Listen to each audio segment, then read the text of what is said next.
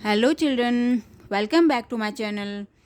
जैसा कि आप सभी जानते हैं, हमने प्रीवियस ईयर क्वेश्चंस को हल करने की एक श्रृंखला शुरू की है, जिसमें हम बीते 10 वर्षों के प्रश्न पत्रों को हल करने का प्रयास करेंगे, उन्हें सॉल्व करेंगे विथ आंसर। और ये हमारी आज की दूसरी वीडियो है। जिन्होंने पहली वीडियो नहीं देखी है, प्लीज़ आप उसे देख लीजिए। आज हमारी 20 प्रश्न यहाँ पे रहेंगे और वीडियो को अंत तक देखिएगा। ये सारे प्रश्न जो है पहले पूछे जा चुके हैं और एग्ज़ाम की दृष्टिकोण से बहुत ही इम्पॉर्टेंट हैं। तो चलिए देर न करते हुए वीडियो की शुरुआत करते हैं। And please subscribe and share it with your friends. आज का हमारा पहला प्रश्न है। यहाँ पे कुछ राजवंशों के नाम दिए हैं, उनको जो है उनका कालक्रम के अनुसार उन्हें सही जगह पे लगाना है, यानी कि क्रोनोलॉजिकल ऑर्डर में हमें इन्हें दिखाना है। यहाँ पे है कारकोट वंश, शैलोद्धव वंश, मौखरी वंश, गढ़वाल वंश और आयुध वंश। तो सबसे पहले यहाँ पे आएगा मौखरी वंश, ठीक है।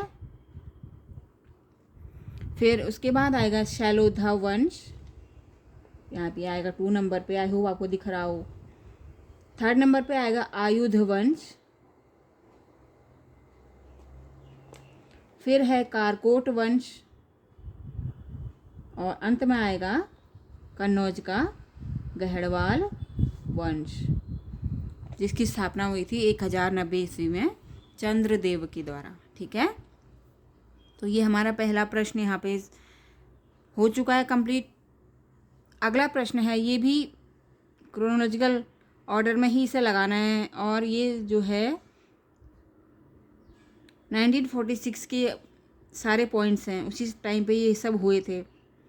तो इनकी सब डेट हमें देखनी है। ये पहले से ही क्रोनोलॉजिकल ऑर्डर में लिखे हुए हैं। पहला है रॉयल इंडियन नेवी विद्रोह, कैबिनेट मिशन घोषणा, सीधी कार्यवाही दिवस, अंतरिम सरकार गठित और संविधान सभा की पहली बैठक। देखो कभी कभी क्वेश्चन ऐसे भी आए होते हैं, ये ऑलरेडी क्रोनोलॉजिकल ऑर्डर में दिए हुए होते हैं, ये बस हमें कंफ्यूज करने के लिए होते हैं। हमें इनकी डेट याद रखनी पड़ेगी, तभी हम इन्हें सही से लगा पाएंगे। तो हमें देख लेते हैं। रॉयल इंडियन नेवी विद्रोह ये हुआ था 1946 में और इसकी डेट है 18 फरवरी को ये हुआ था। नेक्स्ट है कैबिनेट मिशन घोषणा, 1946 में ये हुआ था और 16 मई को ये हुआ था। फिर है सीधी कार्यवाही दिवस, ये भी 1946 में हुआ था और 16 अगस्त को ये कार्यवाही दिवस हुआ था। अंतरिम सरकार गठित, ये भी 1946 में हुआ था और 2 सितंबर इसकी डेट है। और संविधान सभा की प्रथम बैठक ये 1946 और 9 दिसंबर। तो पहला है फरवरी में, फिर मई में, फिर अगस्त, सितंबर और दिसंबर। और ये 1 2 3 4 5 इसका आंसर है। Come to the next question. किस फिल्म में सुभाष चंद्र बोस और INA के कार्यों का चित्रण किया गया है? तो इसका उत्तर जो ऑप्शंस में दिया हुआ था उस हिसाब से है पहला आदमी, जो कि फिल्म आई थी 1950 में।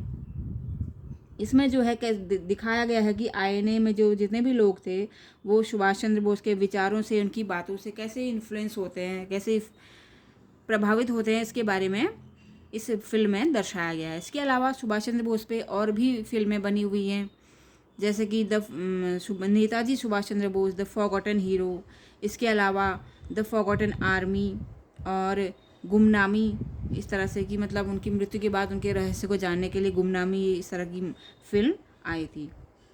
तो ऑप्शंस के आधार पर ये उत्तर है पहला आदमी, ठीक है। बढ़ते हैं अगले प्रश्न की ओर। ये फिर से क्रोनोलॉजिकल ऑर्डर यानी कि काल क्रमानुसार इन्हें लगाना है। पहला है प्रथम अफगान युद्ध, फिर है सिंध विजय, प्रथम आंग्ल सिख युद्ध, फिर है कलकत्ता में हिंदू गर्ल्स स्कूल और द्वितीय आंग्ल वर्मा युद्ध, ठीक है। तो देख लेते हैं। पहला है प्रथम अफगान युद्ध, यह आएगा 1st नंबर पे। इसके बाद हुआ था सिंध विजय, फिर हुआ था प्रथम आंग्ल सिख युद्ध, युद्ध। थर्ड नंबर पे 1846 में। फिर है कलकत्ता में हिंदू गर्ल्स स्कूल, ये फोर्थ नंबर पे आएगा। और अंत में आएगा द्वितीय आंग्ल वर्मा युद्ध। ठीक है, तो ये हो गया प्रथम अफगान युद्ध, फिर है सिंध विजय, प्रथम आंग्ल सिख युद्ध, कलकत्ता में हिंदू गर्ल्स स्कूल और द्वितीय आंग्ल वर्मा युद्ध। बढ़ते हैं अगले प्रश्न की ओर, मिलान कीजिए। ये है ज्योतिबा फुले, सुरेंद्रनाथ बनर्जी, स्वामी विवेकानंद और दक्षिणारंजन मजूमदार। किसने कौन सी पुस्तक लिखी, इसके बारे में बताना है।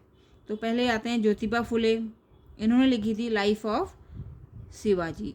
उन्होंने बहुत सारी पुस्तकें लिखी थी, उनमें से एक है लाइफ ऑफ शिवाजी, तो यहाँ पे आ जाएगा 1।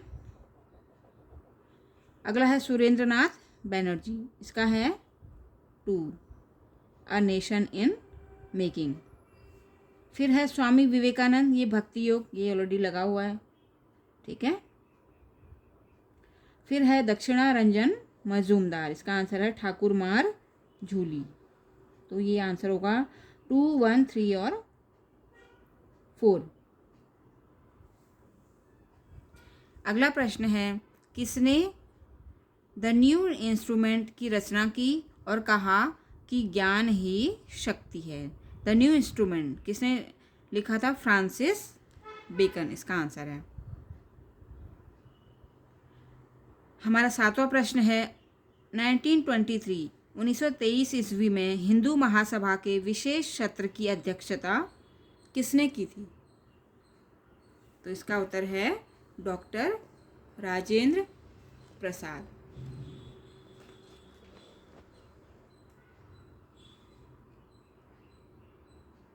ठीक है,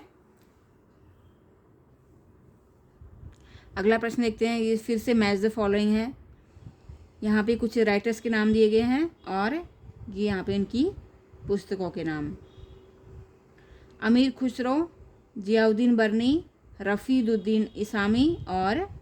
रफ़ीदुद्दीन और चौथा है इसामी।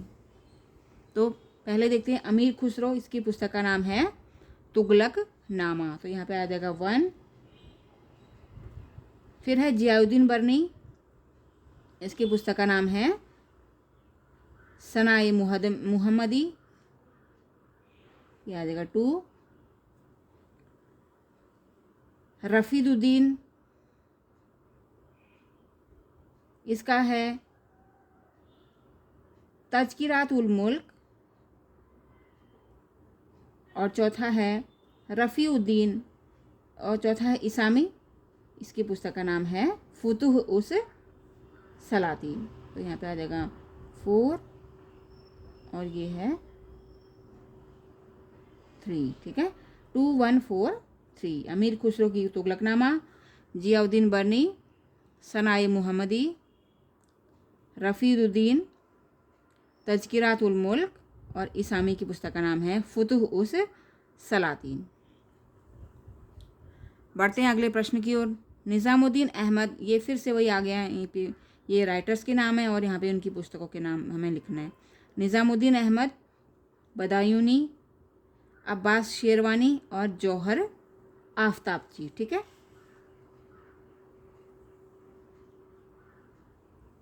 तो निज़ामुद्दीन अहमद की पुस्तक का नाम है तौक़ात-ए अकबरी। ठीक है, तो यहाँ पे आ जाएगा 2। फिर है बदायूनी की पुस्तक का नाम है मुंतखब उल तवारीख, यहाँ पे आ जाएगा यहाँ पे आएगा 1, यहाँ पे आएगा 2। निज़ामुद्दीन अहमद तौक़ात-ए अकबरी, तो यहाँ पे 1 आएगा, ये 1 का आंसर है। बदायूनी सेकंड नंबर पे है और इसका आंसर है मुंतखब उल तवारीख। तीसरा है अब्बास शेरवानी, तुहफ़ा-ए-अकबर शाही और लास्ट वन चौथे का है पहला जौहर आफ्ताबची, तो यहाँ पे आ जाएगा 4। इसका आंसर है 4, 1, 2, 3, इसमें कंफ्यूज मत होएगा। निज़ामुद्दीन अहमद तौक़ात-ए अकबरी, बदायूनी, मुंतखब उल तवारीख, अब्बास शेरवानी, तोहफ़ा ए अकबर शाही और चौथा है जौहर आफ्ताबची। इसका आंसर है तज़किरात उल वाक़ियात। बढ़ते हैं अगले प्रश्न की ओर। ये फिर से क्रोनोलॉजिकल ऑर्डर में हमें लिखना है। ये विजयनगर शासकों का कालक्रम, दरअसल तुलु वंश के शासकों का कालक्रम है। अच्युत देवराय, वेंकट प्रथम, कृष्ण देवराय, वीर नरसिंह और सदाशिव राय। तो पहले आएगा वीर नरसिंह, यही संस्थापक थे। ये हमने पिछले वीडियोस में हमने देखा हुआ है। तो वीर नरसिंह को हम फर्स्ट लिख देंगे। इसके बाद आते हैं कृष्ण देव राय सेकेंड नंबर पे। थर्ड में आते हैं अच्युत देव राय, ठीक है, थर्ड नंबर पे। फिर आते हैं वेंकट प्रथम, ये 6 महीने के लिए बनते हैं, सिर्फ इनकी हत्या कर दी जाती है। फिर बनते हैं अंत में सदाशिव राय। तो आंसर है 3, 4, 2, 1, 5। वीर नरसिंह, कृष्ण देव राय, फिर अच्युत देव राय, फिर वेंकट प्रथम और अंत में आते हैं सदाशिव राय, ठीक है। हमारा 11वां प्रश्न है, मिलान कीजिए। पहला है पी आनंद चार्लू, के टी तैलंग, आनंद मोहन बोस और राजा राम मोहन रॉय, ठीक है। यहाँ इनसे जुड़े हुए कुछ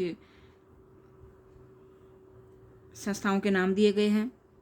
तो पी आनंद चार्लू, इन्होंने की थी मद्रास महाजन सभा की स्थापना, तो 1 का 1 है। अगला है के टी तैलंग, ये है बॉम्बे प्रेसिडेंसी एसोसिएशन, सेकंड का सेकंड ही है। फिर हम देखते हैं आनंद मोहन बोस, राजा राम मोहन राय। राजा राम मोहन राय का है आत्मीय सभा, फोर्थ का फोर्थ है, तो थर्ड का थर्ड ये हो गया अपने आप ही। तो ये पहले से ही जो है मैच द फॉलोइंग ये लाइन से ही लिखे हुए हैं। P Anand Charlu Madras Mahajan Sabha, K T Telang Bombay presidency association, Anand Mohan Bose Indian association और the fourth one is Raja Ram Mohan Roy Atmiya Sabha. अगला प्रश्न है, किस शासक ने महाशिलाकंटक और रथमूसल नामक शस्त्रों का प्रयोग किया था? तो ये थे अजातशत्रु, बिंबिसार के पुत्र, ठीक है। इन्होंने लिच्छवियों के खिलाफ इसका इस्तेमाल किया था और जीत हासिल की थी। महाशिलाकंटक और रथमूसल नामक 2 हथियार। अगला प्रश्न है, प्राचीन भारत का कौन सा तटीय बंदरगाह मोतियों और मछलियों के लिए प्रसिद्ध है? तो इसका उत्तर है कोरकाई, ये तमिलनाडु में है। अगला प्रश्न है, प्राकृत भाषा में लिखित गौडवाहो, ये बहुत महत्वपूर्ण प्रश्न है, की रचना किसने की थी? गौडवाहो की रचनाकार थे वाकपति, ठीक है। तो ये आप याद रखिएगा। तो 15वां प्रश्न देख लेते हैं।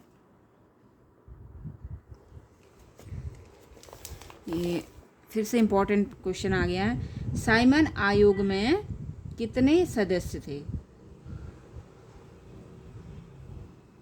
साइमन आयोग में जो है 7 सदस्य थे और एक भी भारतीय इसमें नहीं था। अगला प्रश्न है, जन साधारण के नाम बंगला में पत्र लिखकर राखी दिवस मनाने का आह्वान किसने किया था? तो ये किया था रविंद्रनाथ ठाकुर, जिन्हें रविन्द्रनाथ टैगोर भी कहा जाता है। कि तब की बात है जब बंगाल विभाजन हो रहा था और अंग्रेज जो है हिंदू मुस्लिमों को अलग करने की योजना बना रहे थे। तो उन्होंने कहा कि राखी दिवस मनाकर जो है हम अपनी एकता को दिखाएंगे। इसीलिए जो है रविन्द्रनाथ ठाकुर द्वारा ये बंगला में एक पत्र लिखा गया था जनसाधारण के लिए। अगला प्रश्न है, महाराष्ट्र में गणपति उत्सव जो कि हुआ था 1893 में, आरंभ करने का श्रेय किसे जाता है?